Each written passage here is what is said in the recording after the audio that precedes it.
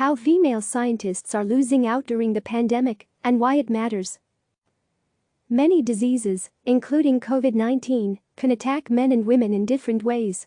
Why this depends on a complex mix of biology and behavior that can be difficult to untangle. But we do know that these differences are more likely to be considered if medical research involves female scientists, which makes the current state of scientific endeavor on COVID-19, where women are more underrepresented as authors than ever, all the more worrying. The numbers are clear. Some 1370 papers have been published in medical journals about COVID-19 involving 6722 authors, but only 34% of these were female, according to research published last week by Ana-Catarina Pinho-Gomes, a researcher at the George Institute for Global Health at the University of Oxford. It's a problem that goes beyond gender equity and fairness. It could impact how we understand the coronavirus itself, said Pinho-Gomes. Women's voices are being heard less in the scientific response to the pandemic, she said.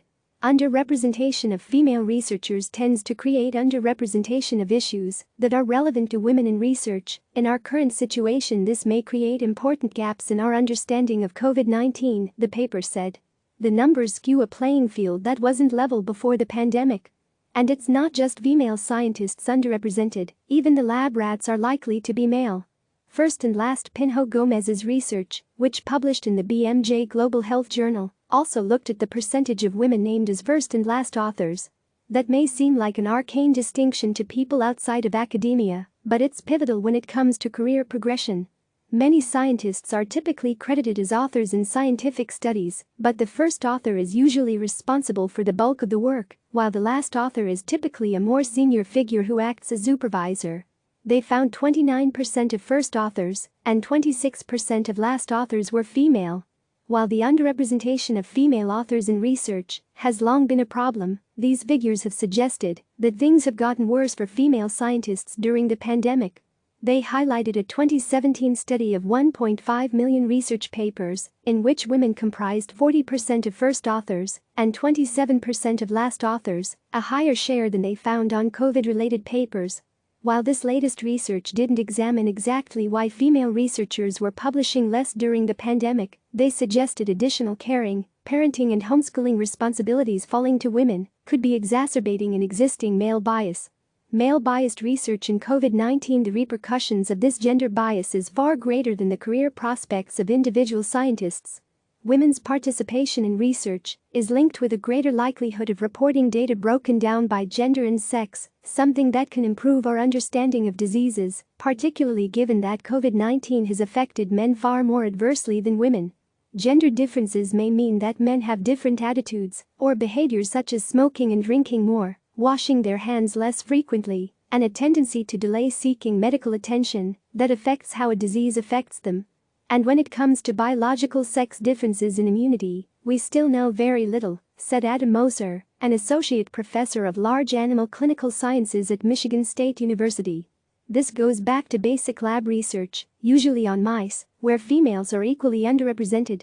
Male mice have been favored, he said, because of an assumption that female animals produce more variable results, potentially due to changes in sex hormones.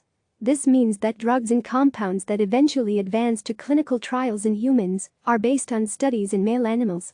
It is known that there are significant differences in the biology of the sexes, and thus responses to same investigative drugs could be very different between a male animal versus a female animal, Moser said via email. It is possible that compounds that failed to make it to the market due to failure of efficacy in the preclinical animals research stages could have been effective therapies in women, or vice versa, Moser said. This disparity in research has only recently begun to be addressed, with the National Institutes of Health in the United States, since 2015, requiring that sex difference data be collected to qualify for a new preclinical research grants. However, Moser said many publications are still largely reporting results from one sex.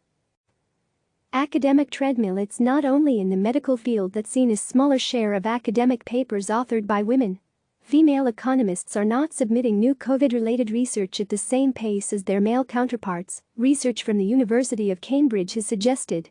The researchers of that study suggested it was because female academics were more risk-averse and less willing, as well as less able as a result of extra domestic work, to start new projects at short notice.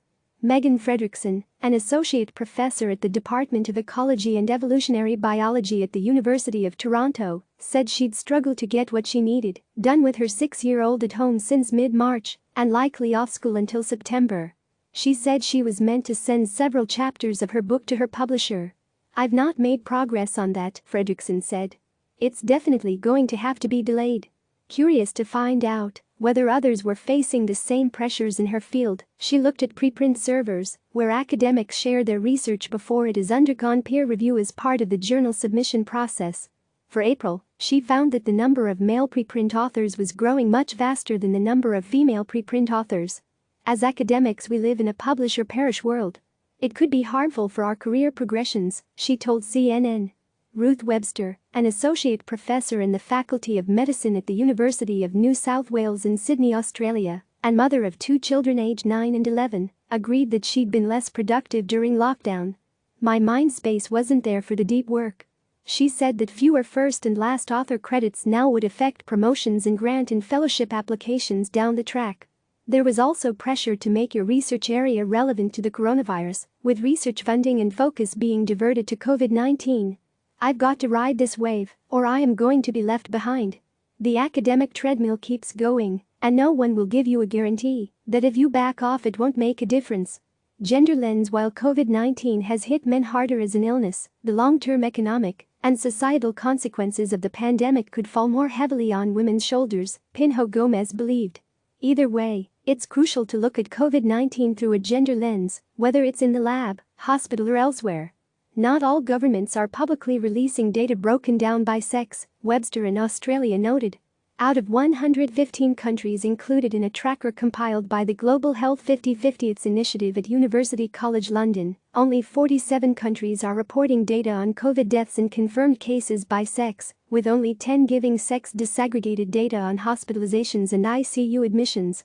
The United States is only breaking down death data by sex and, along with 43 other countries, is classed as reporting partially disaggregated data. Some 24 countries aren't breaking down COVID-19 data by sex at all.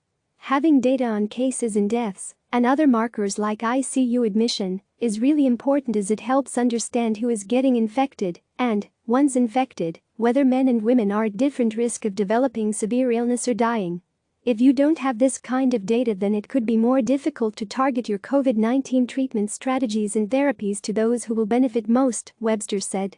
Men are more likely to die of COVID-19, so maybe, if it's that women are more protected, then perhaps you don't put them on a ventilator, for example, she said. If you keep treating people all the same without looking for these differences, then you might cause harm where you didn't need to. Click subscribe to receive the latest news.